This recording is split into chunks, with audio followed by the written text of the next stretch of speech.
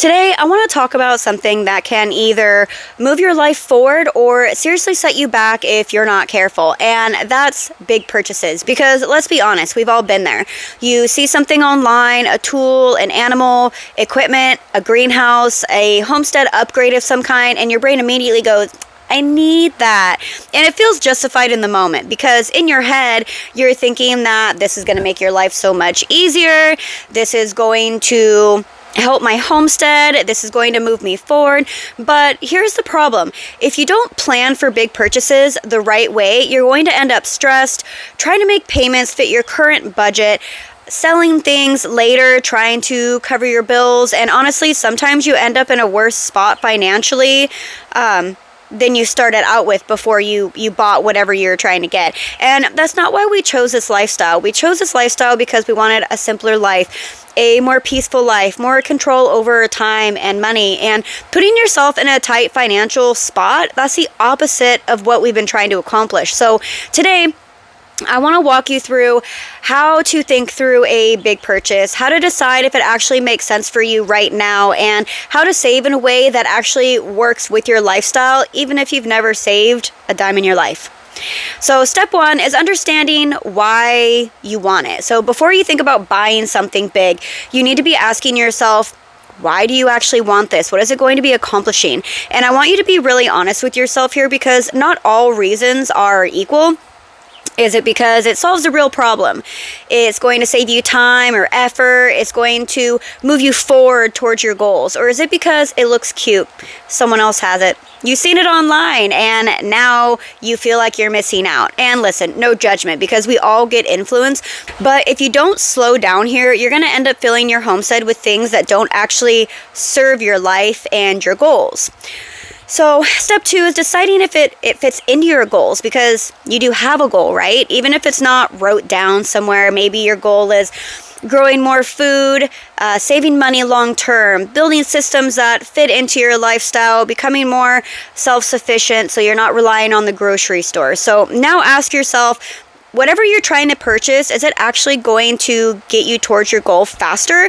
Or is it going to cost more? Is it going to be more stressful? Is it just going to sit in the corner of your homestead and not serve a purpose or your goals at all?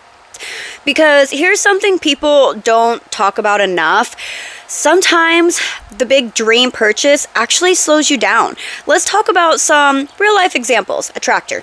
Tractor's a great example. Yes, it can absolutely make your life easier, but do you need it right now? Or can you borrow one, rent one, trade work with someone while you save? Because buying it right now might put you in a really tight spot.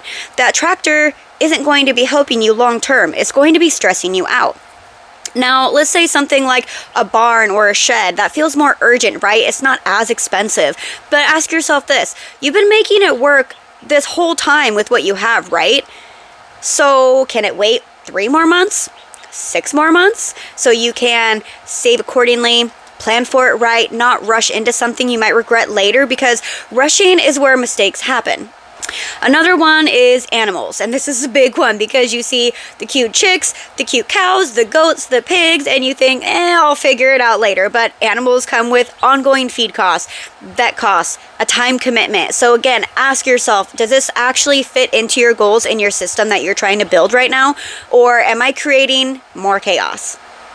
Now, let's talk about the part that some people skip, that most people skip actually, the saving the money part. And I'm going to explain this like you've never saved a dime in your life before because sometimes people haven't.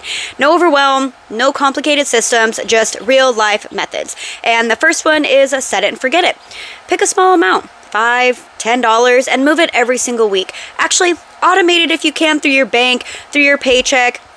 Move it through a separate account because if you rely on remembering to do it, you probably won't. This one builds consistency, and consistency is what's going to save you more money. Method 2 is utilizing leftover money at the end of the week or paycheck, whatever's left. Move it. Even if it's $3. And this one is huge for unpredictable income. And a lot of times this is where people decide to spend more money. You realize you have some extra cash, so you go out to eat, buy a new outfit, go get more chickens. Anything left over gets saved, not spent. Method 3 is cutting out one thing. Now, don't overhaul your whole life. Just pick one thing. Stop eating out as often. Stop the random shopping at feed stores or Amazon, maybe a subscription, and just cut it temporarily. Move that money to a savings instead. And honestly, sometimes you stay more motivated doing it this way because you start missing that thing you cut out and you're more motivated to save that money faster. Method 4 is selling things you already have, and this is the fastest way to come up with extra cash.